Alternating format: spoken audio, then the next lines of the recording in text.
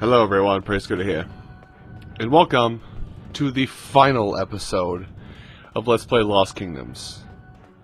I'm calling this the final episode and not the Red Fairy Compendium because, let's be honest, that's just going to teach you how to find every Red Fairy and not really provide anything extra to this Let's Play that I've done, in all actuality. Now, the reason I did Lost Kingdoms is I remember that that was a project for my that was a game for my youth that I had a lot of passion for, and I don't know what stopped me from playing it so suddenly. I mean, it was indeed one of my favorite games I ever owned for the longest time, and then I think what ended up coming up next to that took my time away was either Super Mario Sunshine or Kirby Air Ride. And before that was probably Luigi's Mansion. Regardless, this was a super fun game, and this actually came about for me at the perfect time where I was starting to get into Magic the Gathering.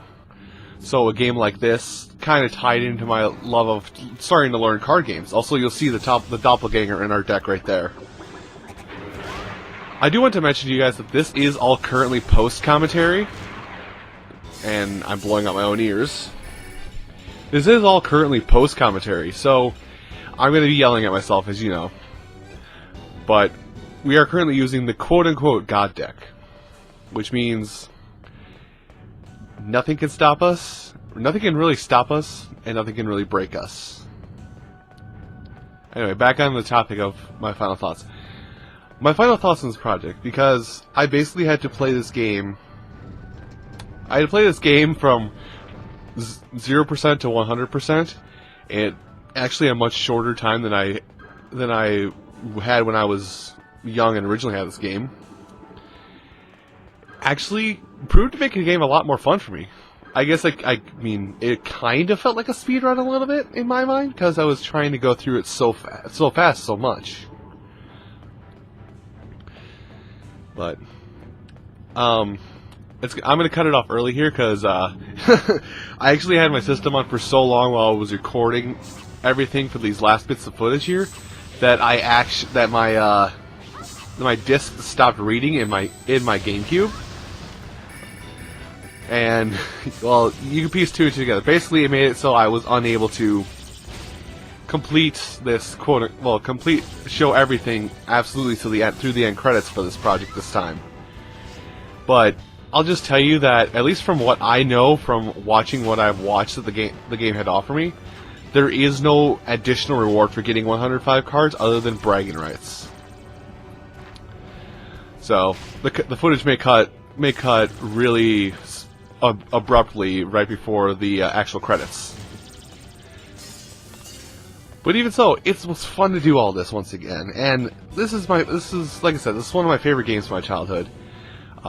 There is a sequel to the game, which is also on the GameCube, but I think it was also made its way to the PlayStation 2. I'll correct myself in a annotation here if I'm incorrect. But yes, there's I'll check out that shot. There's also a second game in this series, which I do own, but I've never played. And that's mainly because of my recent years where I gather games, but I don't play them for whatever reason. I have collector syndrome. So I may do the second game in the series in the future, but not right away now because, well, I don't know, I just got done with the first game. I need to let things wind down a little bit before I do the sequel. It's just how I do things in my head, so you guys get a little bit of break from the constant card battling. I have played a little bit of the sequel. It's a much different breed of cat. Instead of this, you can only break things and use cards in the battle scenes. They changed it so you can use cards freely, and monsters are just freely in the world at all times on maps. So, I guess keep that in mind. Now, right now, I'm trying to curve the doppelganger to hit Thalnos, but I botch it, and he's just gonna end up, and the doppelganger's gonna end up grabbing the wizard there. But like I said last video, instant kill no matter what. Now I gotta try and think of what else I want to say. So, coming back to this game later on and playing through all of what the game has to offer.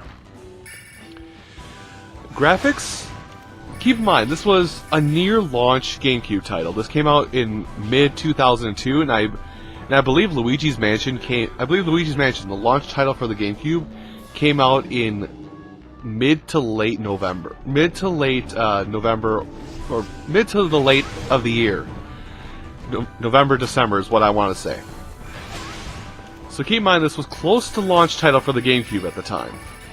Yet, it still looks fantastic. Yeah, there's still a few blocky edges, but everybody was still learning how the system worked.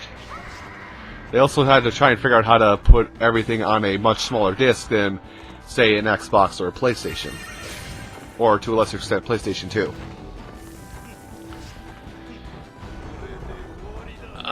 What else? So yes, graphics. I mean, I personally, for this kind of game, I'll give a kind of graphics score for things that we haven't really, like, nobody's really played. So, graphics, I'd say, considering the time, would be about an 8.5 out of 10. There are things that do look a little bad, but everything looks pretty well polished, actually. Music, though you don't hear a lot of music, and it does get repetitive, it is still some pretty awesome music, accurately portraying the situations you're in. You're in a church, it's got calming, holy music. You're in a battle music. You're in an open field, it's got open field music. You know, the music suits the mood for this game. Music, I would say, even though it is a bit repetitious at times, I say it still gets a 7 out of 10. Good, but there's still some stuff. It's not really super memorable. The story of the game, for being a completely original story idea, I actually will give it a 9 out of 10. It was actually a pretty well thought out story involving, when you consider the lore, involving basically humans resolving the problems that gods could not resolve through the powers of a mystical energy source in runestones, a device that the gods left for creatures, for the smalls or the young creatures of the earth. So it's a good plot. It's a good story overall. Just it falls a little bit flat on its face and a little shoehorned at times, but it's not terrible. So I think overall this game would be 8.5, 8 out of 10, somewhere in that area. Not the most knock you off your feet game, but definitely a really good game to try if you haven't played it yourself. And I think that's about mostly my final thoughts on the game. I mean, if you haven't played it, I ask that you actually see if you can't find a copy somewhere.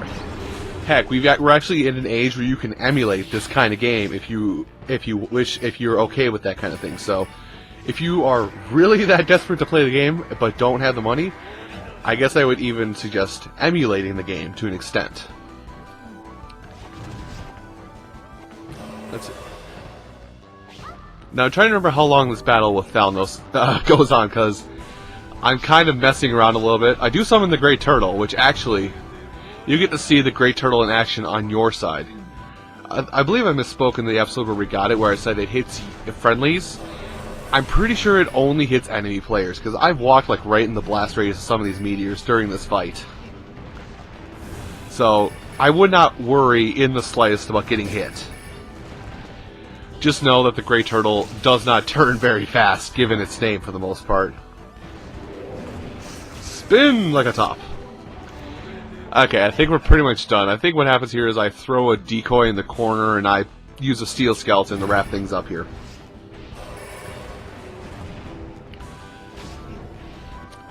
So I guess in the comments, tell me what you thought about the game, guys. I kind of gave you what I think would be a fair score for the game, though I am one to kind of, I am the kind of person that will bring a score down and think of it logically, and try, instead of being like, this is the best game ever, 10 out of 10. If you try and say anything less than a 10, I will smite you where you stand. I'm not that kind of person. I try not to be that person, so I try and look at things realistically. So in the comments, please tell me what you thought of this game. Did you enjoy it? Did you want to go out and get it yourself? Oh, by the way, Thalnos is dead.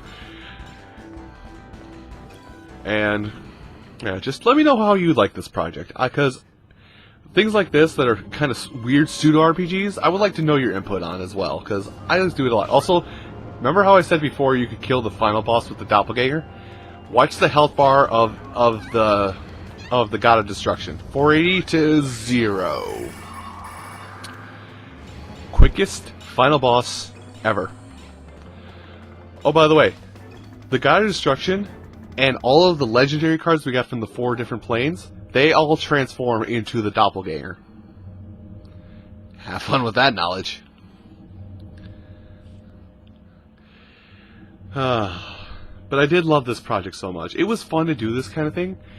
And I actually do know for a fact that I may have pushed myself a little too hard in doing this, because I'm going to be honest with you guys, the day you're seeing this video, I have completely finished the entire project. Well, the day you're seeing this video, I had... it was the Saturday before the first episode went out.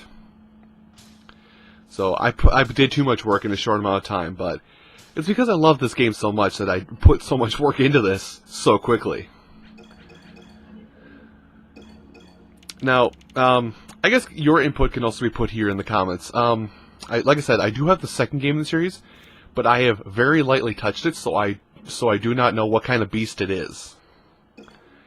So, here's my question to you is, would you guys like to see me stream Lost Kingdoms 2 just so I can learn the ropes and learn the game and then LP it later on in my life? That's a question for you guys to toss around. But this is the point of the game where I thought that it was going to switch over to, hey, you got all 105 cards, here, you did good, here's your special extra screen, but unless there actually is one, and somebody can confirm this for me, I'm going to assume there is not, because my game disc actually broke at this point. Maybe I'll look it up later on and stick a weird addendum video onto it. Or stick a weird addendum video onto the end of this project, like 7 months down the road or something. But yeah, I think that'll do it, actually. So, ladies and gentlemen, this has been Lost Kingdoms for the Nintendo GameCube. A game from my childhood, and one of my favorite games that I've ever played. If you enjoyed it, like I said before, if you enjoyed it as well, I do implore you to give it a try. My battle strategies are the hard-headed, throw everything at once, hope I live strategy. There is a bit of depth of strategy to this game if you do enough work with it. But I'm going to end things off here. Thank you so much for watching this project. And I shall see you around in the next video. So long.